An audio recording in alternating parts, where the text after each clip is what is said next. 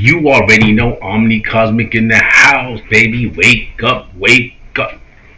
Peep game.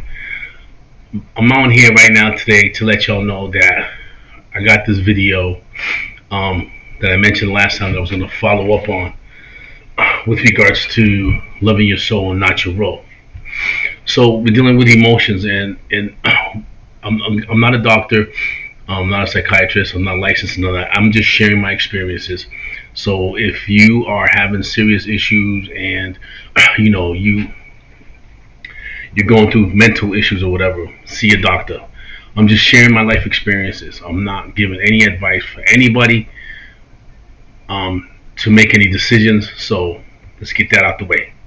So now that that's out the way, um, the reason why I'm doing this is because I say maybe not too long ago I found out that I had some issues, some mental issues, right? So with that, it was some things that was going on in my life that helped me or gave me the initiative to research what the hell was going on, right? So I wanted to figure out what's going on in my mind and why my behavior was as such. So I started doing some research. I went out to see a couple of psychologists, psychiatrists, and they tried to put me on some pills, basically. They tried to diagnose me with PTSD, and I did some more research. So the more research I did, the more I was able to understand why I think the way I think, why I do the things that I do. So this is very dear to me because as soon as I began to understand those things, I began to learn how to control my emotions. So as I'm controlling my emotions, and this is an everyday thing, things are beginning to happen in my life. I'm beginning to accomplish certain things. I'm more consistent. And so if I'm having that kind of success, because I'm aware of my emotions in the moment and prior to and after, it's important to me to be consistent with that learning experience, right? So I do it on a daily basis. So what I'm going to do is I'm going to break down some information that I gave on the last video, which was kind of fast because I wanted to put it out there because it's been like 3 months before I haven't put anything out there. So I'm like, yeah, let me put something out there because, I said I was going to put something out there and I didn't because I was going through the process of analyzing and evaluating myself. So it took me a while to get to the point where I'm able to be at this point, well, you don't know, but at this point to be a bit more consistent with my frame of thought in any situation. And to understand my weaknesses and my strengths, I had to be able to learn how to analyze myself and be, aware of what was going on. So I got some information I want to show. And again, I'm not a doctor, I'm not a psychologist, I'm not licensed. I'm just sharing my experiences and the things that have actually helped me be able to learn myself so I can live the life that I wanted to live, right? Which is peaceful, basically, mainly just peaceful in my frame of mind on a daily basis when I deal with people, when I think about things, that didn't happen, that did happen, that are happening, how I look at that, what's my perspective, and why. So there's a couple of things that I did. There's some things that I continue to do on a daily basis, and a lot of those things, I learned by typing it in online, basically by going to Google and typing in certain things, feelings. So when I did that, I ended up finding the wheel of emotion and things of that nature. So I'm still in the process of learning. We all are still in the process of learning, but what I want to do is learn with you guys. So while we do that, we can grow, right? And when we can grow, and then you can become mature emotionally, then you will see things begin to change in your life. And I'm saying this because it's happened to me out of experience. So as soon as I changed the way I looked at certain situations, and I used to always be narrow-minded, right? In the sense where there was just two sides to every story, which is not always the case, which is hardly ever the case, right? There's my side, there's the truth, and then there's the side of other people. That's three sides anyway, but normally they say there's two sides to the story. But in fact, if you're objective to situations and you open up your mind, and it's not easy to do. This is not something that, folks, that come from a life of extreme of extremes, right? So basically, I come from a life of extremes. It's really difficult to get into the between, right? To be able to say, to be objective. Well, maybe this might be, maybe that. That takes time. You have to think, right? And we don't think when we're in situations like that. We just react, right? We just. My wife calls it reactivo, so she knows what it is. It's called reactionary, right?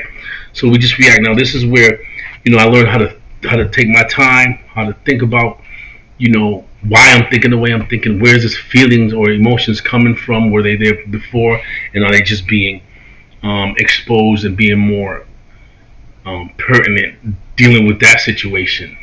Um, so let me show you some information that I got here. So I have here my and I'll be looking this over here because my monitor's here and my camera's here. I can switch that, but we'll see what happens later. Anyway, so I'm gonna go open my OneNote where I keep all my stuff at, and I'm gonna show you guys some of the stuff that I found.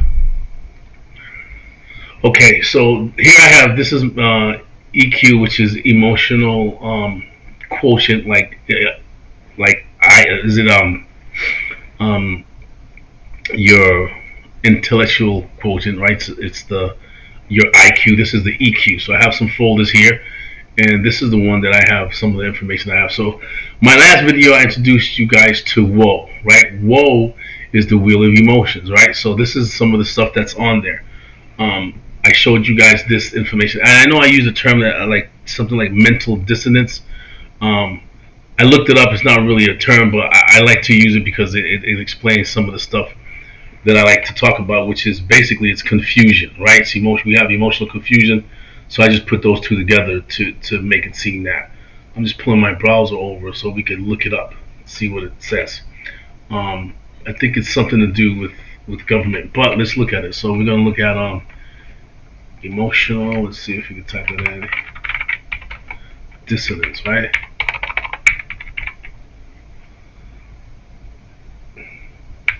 I don't even know how you spell that, but there it is. All right. All right. So emotional dissonance is a feeling experienced when one is forced to fake an emotion. All right, which I used to do all the time, right? And why did I used to do that? Because I couldn't really tell people, or it wasn't really relative to my circumstances, right? I couldn't tell people, hey, I'm feeling angry as hell. I would just react, and I didn't know how to even do that. I would just react to how I felt, right? If I was angry, and normally it was the case either I was angry or I was too happy. So that's the term that I used. It's there, but basically it's emotional confusion, right? So if you're emotionally confused, then you can't really describe your emotions or how you feel. So this is one of the reasons why I'm going through that. So let's look at this right here. So this is the wheel of emotions. This is what we talked about. This is a Plechkin wheel of emotions, and I actually have how you pronounce it here. So let's see if I can find it. Got around here somewhere. Let's see if I can find it. I think. All right. Anyway, so let's do this somewhere around here. Here you go. I think this is it. So let me click on this. I think this is the one. Right. This is Robert Plechik. I think is his name. That's how he say it. This is who he is, right? This is this guy right here. So he's the guy that invented that wheel of emotion. Right? See his basic information. You can look him up on Wikipedia just like I did. So he was a professor of emeritus, whatever, at the Albert Einstein College of Medicine, an adjunct professor at the University of South Florida. He received his PhD from Columbia University, and he was also a psychologist. He authored or co-authored more than 260 articles, 45 chapters, and 8 books, and edited 7 books. His research interests included the study of emotions, the study of suicide and violence, and the study of psychotherapy process. So here is theory of emotions. I'll go through. This is him again. Classification process, general emotion responses. He considered there to be 8 primary emotions: anger, fear, sadness, disgust, surprise, anticipation, trust, and joy. Alright, so now you know who he is. He's the one that came up with that wheel that I showed you guys here, which is this one right here. So he invented that. And so somewhere around here, I had a link to how you pronounce his name, but I can't find it now. Anyway, All right, so that's what we're talking about. So the more you understand your feelings, the more you're able to control the way you respond to certain situations, right? And the more you'll be able to understand yourself, and the less outside circumstances will be able to control the way you respond to them or react when you're emotionally confused or unaware, right? So let's look at this. This is emotional quotient, which is your emotional maturity, right?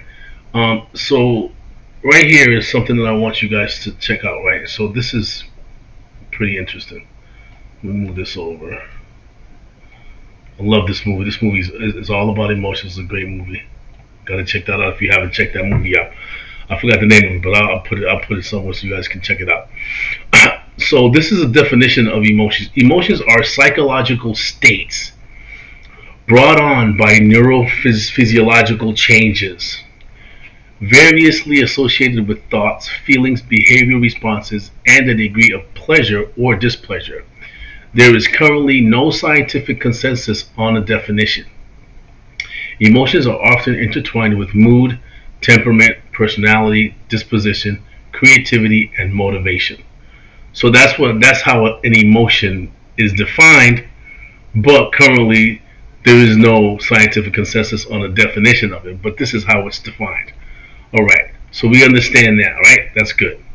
So we'll look into this later. This is the four pillars of emotional maturity, which is pretty awesome, but we'll look into that later. So what I wanted to show, let me see if I can make this bigger. I think I can. Let me see. I want this to be bigger. Well, I can't show that. So anyway, um, let me see if this was the link to how you say this guy's name. No, that's M. Scott Peck. That's the book that I'm reading, which is a really good book. But anyway, let's go back. Let me see what's this here. Okay. All right. So here's emotional sensations feeling. So it tells you what's the feeling wheel. It says it's an adaptation of the feeling wheel. So emotion sensation feeling. This is a good emotional wheel too. It allows you to identify your emotions as feelings. So you have an emotion and you can identify those into feelings. Um, all right, so basically, why I'm doing this channel, why I have this channel is so that we can learn how to control our emotions and we won't be controlled by outside situations. You know, I watch videos where people go crazy, they go ham, right, for no apparent reason, but there's actually things that are built up inside of them that from like the past, from trauma, mostly from trauma, and trauma can be done, you know, in several ways. I think there's like three ways. So here's actually three types of trauma. So let's look into that.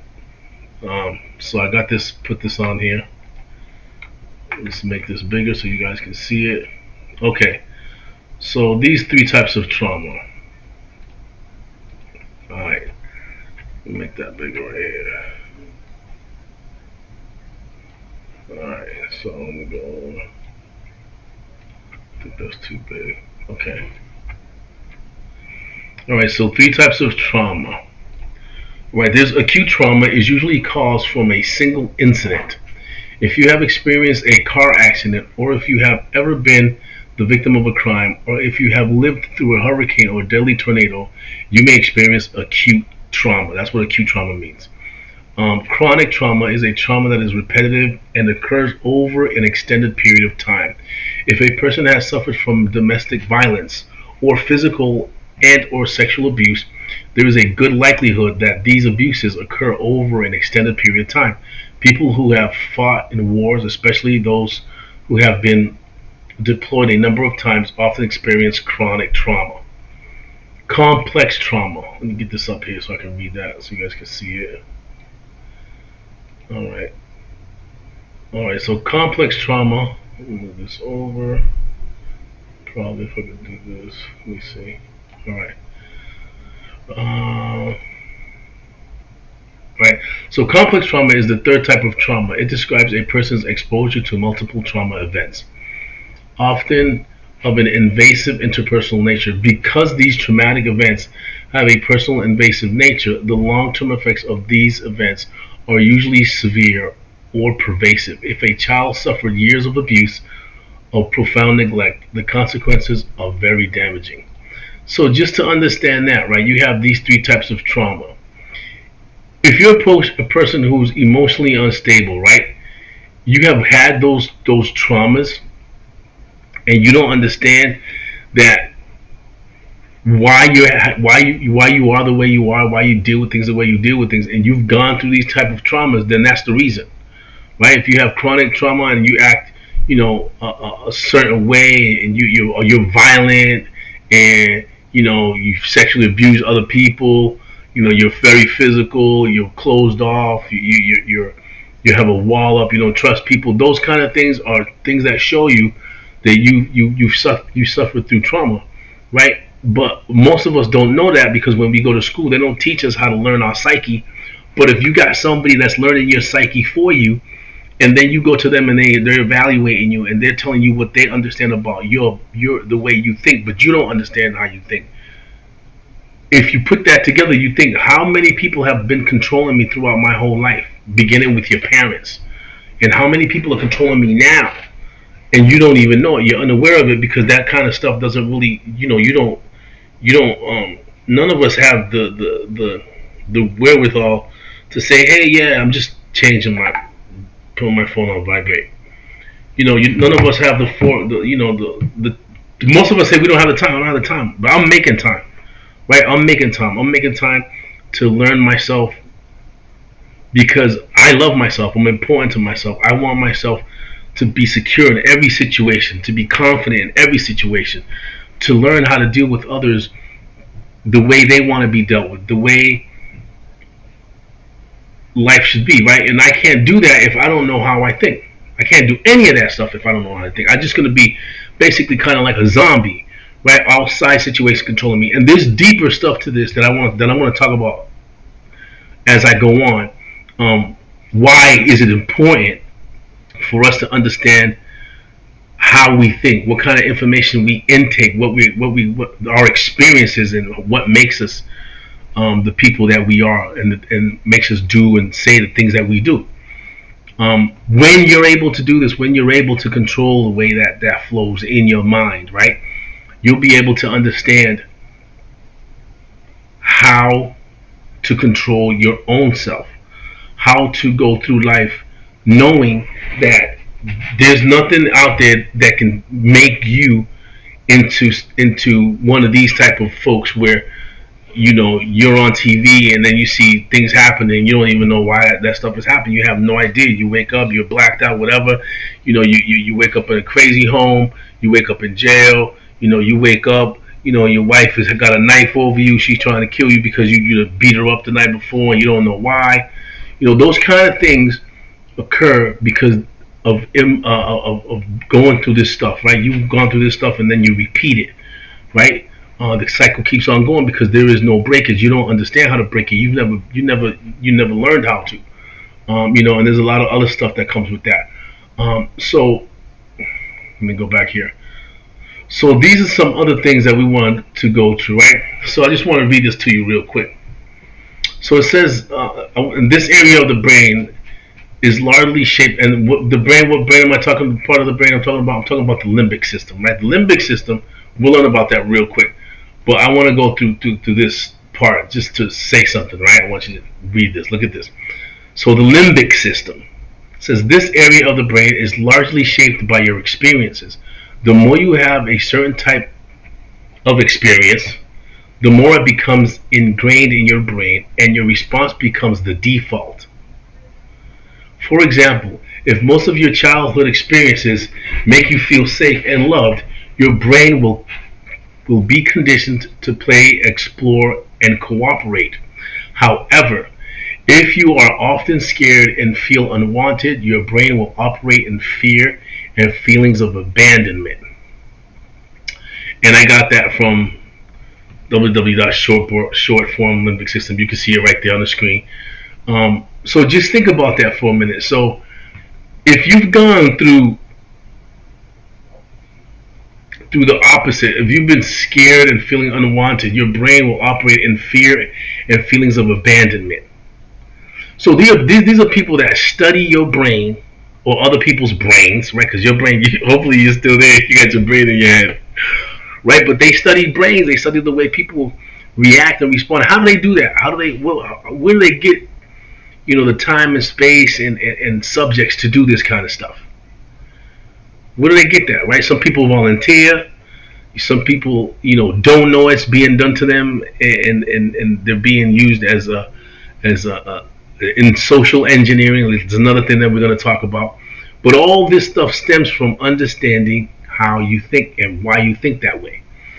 Now, we already talked about a lot, right? That's a lot to go through. But this is all going to go back to understanding your emotions.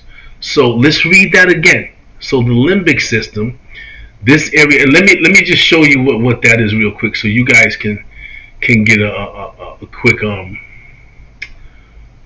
quick vision. I think this stuff is too small. I gotta make it a little bit bigger so I can see it. I can't even see it.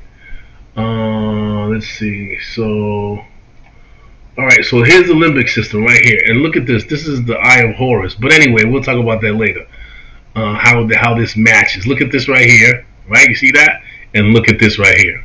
Anyway, so this is the limbic system in a whole. It involves the thalamus, the hypothalamus, the frontal lobe, the olfactory bulb, the amygdala, and the hippocampus. All those organs or areas of the brain involve the limbic system. And what is the limbic system? The limbic system is the area of the brain largely shaped by your experiences. The more you have a certain type of experience, the more it becomes ingrained in your brain, and your responses become the default. All right, that's what that is. So it observes, it goes through that sensation, and then the limbic system is what records all of that, and then that's how you respond to certain things. In a nutshell, right?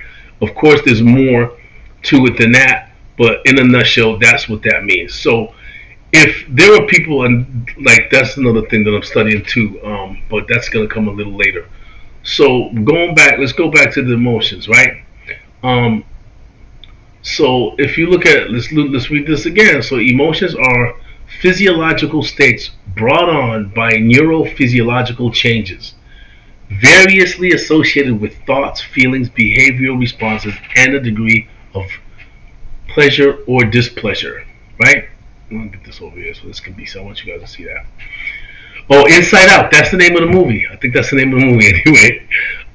So there is currently no scientific consensus on the definition. Emotions are often intertwined with mood, temperament, personality, disposition, creativity, and motivation. Right? So one thing. This is how this here it is. I didn't see this earlier. So this is how you pronounce Robert Plutchik's name. I just want you guys to hear it because I think I've been killing it. So there we go. So I want to play it real quick so you guys can hear it. Robert Plutchik. I don't know if you guys heard that. Did you guys hear that? I don't know. No, I heard it earlier. So let's see. Let's see my system sound here. Hold on. Yeah, I should be able to hear it. Tell me I did that. Here we go. Okay. So I think it's still recorded. Let's see. Let's go back. Here we go. All right, here we go. Robert Plutchik. She says Bo Plutchik, but let's do it again. Robert Plutchik.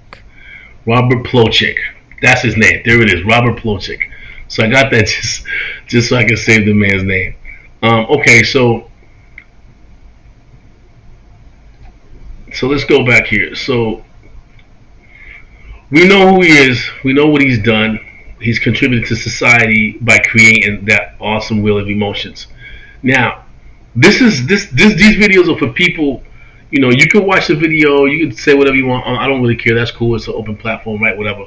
But this is I'm sharing my experiences because I have been able to accomplish a lot once I started dealing with my emotions. Once I started dealing with my emotions on a daily basis, even from the moment I wake up to the moment I go to sleep, my life has changed. The way I see life has changed dramatically. And again, it's a daily thing. it's something that I do every day. My wife helps me out. Like I'm human, man. You know what I'm saying? So there's days when I wake up and I'm a morning person. I wake up in the morning and I'm ready to go. I'm up. I'm ready to, I'm ready to rock and roll. But as the day goes, depending on, used to be whatever I saw. Like I had anxiety. I didn't even know I had anxiety. I had no idea. I used to get this like I don't know how. See, I couldn't even explain it back now, but it used to be like this feeling of my something dropping in the middle of my chest, right? Something pulling me every time a situation. For example, my mom used to get upset, right? And when she used to get upset, enough respect to my mother, man. I'm not, no way disrespecting my moms, no way. But just as an example, my mom used to get upset and she used to slam the dishes, right, in the kitchen. She used to get mad, and then she beat you down.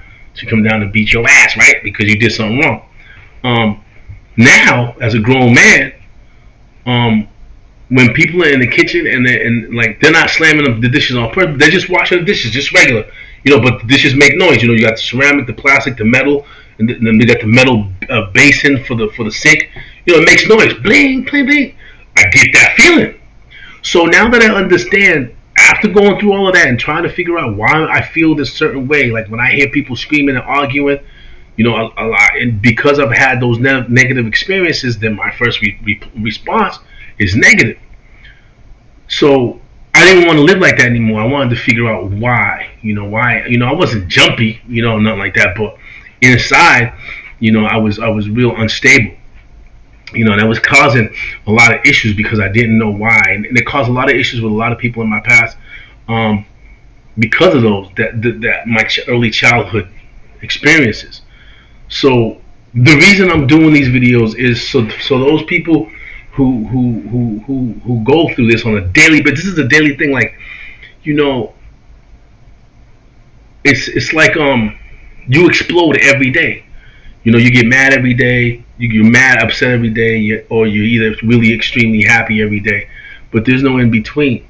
There's no way for you to describe, these feelings because you don't have the vocabulary. I didn't know how to describe, say, if I was, serenity or joy or ecstasy, vigilance, anticipation. I didn't know what these things meant. I didn't even know they existed. All I knew was either I was happy or angry, either or, right?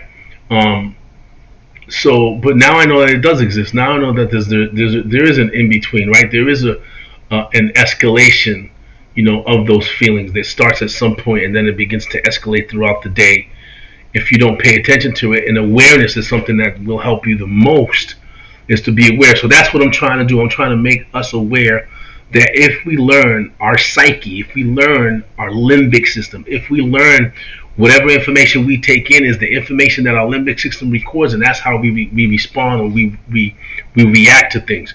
What are the type of tools that we need, to be able to set this straight? Because then you'll learn to love your soul and not your role, right? Because your role is being predicted by your environment. You are what you eat, right? So whatever's around you, if you don't understand your thought process, then those things are what's going to control your limbic system, because it's a natural event that you're unaware of and you don't even know that it exists. So if these things we don't know that they exist, right? We don't know that the limbic system. When I started finding out about the limbic system, I was like, oh man, this is, they also call it the mammalian brain, right? So these are things that we need to understand and we need to learn about. But that's important for our human growth, our development in this world, so that we can stop being emotionally immature, right? You got grown ass men, or who proclaim to be grown ass men. They get jealous really easily, they get upset really easily. They say that a man, where I grew up, most of us grew up with women. There was no man in the house. All the men were outside. They were hardly men. They were going crazy, doing whatever they're doing, but we were following them because they were like us. They were men.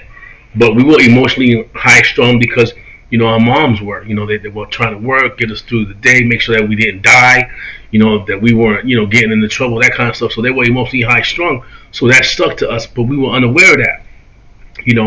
And again, read what's on the screen. It says if most of your childhood experiences make you feel safe and loved, your brain will be conditioned to play, explore, and cooperate. However, if you are often scared and feel unwanted, your brain will operate in fear and feelings of abandonment. So, if you had that opposite growing up, which I had that opposite growing up, right?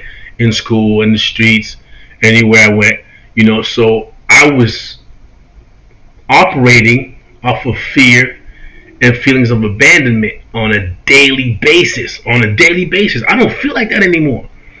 I don't feel like anybody's gonna abandon me. And if they do, what the fuck am I gonna do about it? Let them do what they gotta do, right? But I know that there are things that I see and I do that I don't partake in anymore because I understand that I need to pause, I need to think, I need to assess the whole situation. And that's not easy for a person who's been living in fear and abandonment all the time. It's not easy for you to just stop and say, all right, this person's doing that. They went out and they got this, and maybe that's something that they would do. That's not easy for a person who's been living in a feeling of fear and abandonment on a daily basis. That's not easy for that kind of person to do. Sometimes the person can never do that, right? And I've seen them. I've seen a person like that yesterday. I seen a person like that a day before. Just living in that feeling of fear and abandonment. They're not going to describe it like that because they don't understand it, right? They might describe it as something, I'm angry as hell, or people are always using me, and or that's why I don't mess with people. Those are the kind of that's what they say, right? Those kind of people who've gone through. That's what they say. People who grow up with love, just straight up unconditional love all the time without being smacked around, screamed at, or do as I say, not as I do. Grow up with a different emotional wheel, right? And to acquire emotional wheel that's stable, that has foundation is not easy. I'm doing it. It's every day, but I do it every day and I see results. That's the difference, right? Is I see results because I'm building myself, and as I'm doing that, I'm building the people around me, right? I'm not concerned about the people around me because the people around me understand. They know because now I'm more open. I don't have. I'm not hiding. The fact that, I was traumatized as a kid more than once, all the time, almost every day, and almost all of us were. All of the people that grew up in the '80s, all the dudes and the chicks that I know have been there. And today, they live in fear and in abandonment. That's how they live on a daily basis. So I want to stop the cycle. That's basically what I'm trying to do. That's the reason why I got love your soul, not your role. Because you didn't grow up, with loving conditions, doesn't mean you can't change that. Because I'm doing it. That's why I'm telling you. I know I'm doing it, right? And again, I'm not a doctor. I'm not a psychiatrist. I'm not a psychologist. I'm not certified. I read books. Like, this is one of the books I'm reading right now. I just got this a couple of days ago. The Road Less Traveled. And I think I clicked on it. I think I clicked on it somewhere around here. Right. Let's see. Reconditioning. That's another thing that we gotta talk about too. Anyway, so yeah, I think I clicked on it around here. So I buy those books, so that I can. There was another book that I had. It was called Iron John. I think I got it over here. Right here. I read this book a long time ago. I read it a couple of times. So this is an interesting book too. Check that out. It's a book about men. If you get a chance to read that, read it. It's got a lot of psychology terms. It's really what we call deep, right? But just take your time and read it if you ever get a chance to get it. When I got it, it cost me $13. It's by Robert Bly. That's the author right there. Iron John. So these are the books that helped me. I read that book a long time ago. So even when I read that book, I was still living off the fear and abandonment emotions, right? But today, in today's age, with all of the technology and all of the interconnectedness that's going on, there's a lot of confusion. There's more confusion, even yet, and so. But this is something that's going to help you individualize yourself from this net that's being created around you, so that you can be a school of fish, right? Everybody's gonna think the same. Everybody's gonna have the same thoughts. Not even know why you think that way. Not even understand. But you got other people, professional people, that read, that study, that do tests every day. Some of them do it just to manipulate you, to buy a product, because emotions come and go. They're like waves. Like they're like my uncle told me a long time ago about money like leaves on trees. But emotions are the same thing. They're like leaves on trees. They come and go. They come in waves. Try to be angry forever. You can't. You can't be angry forever. Nobody can be angry forever because it turns into something else. It's an ever evolving energy, right? So you can't be angry forever. You can't be happy forever, because that's just the way emotions work. But if you understand them, and like a surfer, right, like the Silver Surfer, you can ride it out, But in the meanwhile, you try to analyze it, and if you don't know how to analyze it, use this wheel, right? Whoa, I call it whoa. Black Rob, rest in peace, right? Whoa, right? The wheel of emotions. They have a lot of them on it. This one and this more elaborate. I want to go through them, and then what I want to do is put a whole list so that we can just go through and identify each one. This is a cool one right here. So this is, I think I saw this on Pinterest. So it goes: ego seeks to serve itself. This is ego versus the soul. Soul seeks to serve others. Ego seeks outward recognition. Soul seeks inner authenticity. This is interesting. Ego sees life as a competition. Soul sees life as a gift. Ego seeks to preserve self. Soul seeks to preserve others. Ego looks outwards. Soul looks inward. Ego feels lack. Soul feels abundance. So you can keep on reading that. You can get that on I think I got that on Pinterest, I think. But I think this is another one that I got. It's a list of emotions. It's pretty short, but it shows you here what kind of emotions are available out there for you to use to describe how you feel. Like sometimes people are hungry, they get hangry. You heard that term before? I'm hangry, Brit. So, but there are other things like you're frustrated. It's peaceful, annoyed, furious, proud, anxious, grieving. So this is a vocabulary that's going to allow you to be able to identify your emotions at a certain point in time without going to the extreme. I'm angry, I'm upset. And, hopefully we'll get to use words like loving, silly, instead of using all the negative terms. But, those are feelings that you have to accept because they're part of you. You can't not be angry. You cannot be upset. You cannot be disappointed. You cannot be frustrated. Those things are part of who we are, right? We just need to understand them so that we can have emotional maturity. That's the whole point of all this love your soul, not your role, is to have emotional maturity in the situation where, what we call you won't go off, you won't go ham, you won't go buck wild, but you understand what happened, and most of the time, the responsibility lays on you. A lot of us are just, um, blame people for things that's happened to them for the way they feel, but that's not the case. It's not the case. You got to take responsibility for that, and I did. When I was going through, all that stuff that I was going through, and I was blaming other people. I was other circumstances, whatever the case may be, but I stopped that because it wasn't working for me. I was still the same person. I was still had that fear or fear of abandonment, fear and abandonment, right? All day, all the time. So when I felt like that, or somebody made me feel that way, that's what I would say, right?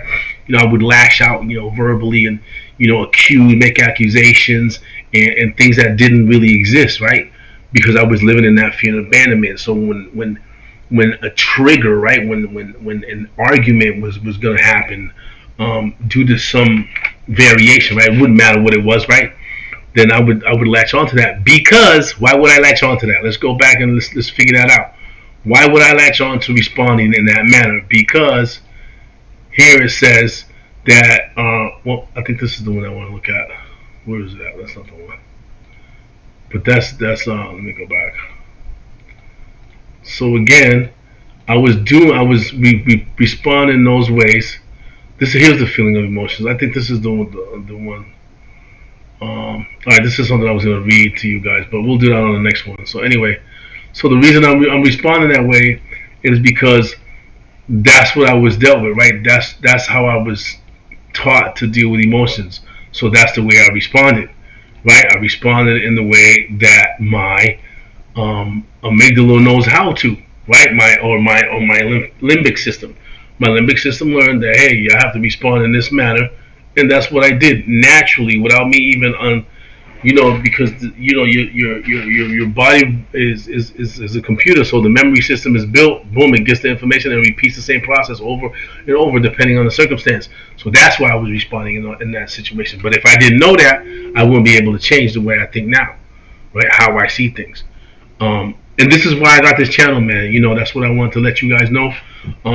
See if you can get this information, man. It's really interesting. Or the books that I've been showing you. I'll just go.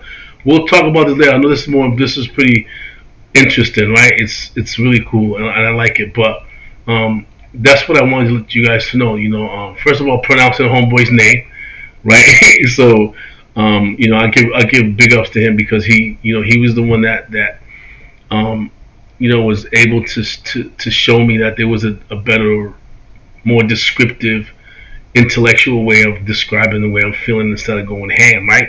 Like a little kid, right? Little kids, they get tantrums because they don't know what to say, right? So a lot of people walking around there, out there, they say they're men, but then they get tantrums and they go ham, they go crazy, they just throw stuff and do things. That's not a man, right? That's not someone who's an adult anyway, because there's women that do the same thing, right? So that's important. But let's hear this cat's name again. So I just want to say big ups to homeboy, Robert Robert Plutchik. Robert Plutchik. Robert Um, Plutchik. for creating that wheel, man. It's helping me out. I use it as much as I can. And again, I'm doing research, so I do more and more of that, and I try to just listen to myself before I speak, right, about anything. I don't respond. It takes a while, to do it, but I do it because it's important to me. So anyway, man, I hope you guys learned something from this. Hit the notification bell, whatever they say on YouTube. If you want to follow me, I'm going to have some videos coming up shortly. I'm continuously evolving with my studying. I'll mention some doctors and some research that they have, but what's most important right now is that you get on the wall and you'll be able to describe the way you feel to people who are important to you, people who you just met, people who you want to meet, things like that. Give yourself confidence. How you carry yourself, and love your soul, not your role, because that's what it's all about. Right? One love. Omni Cosmic is out.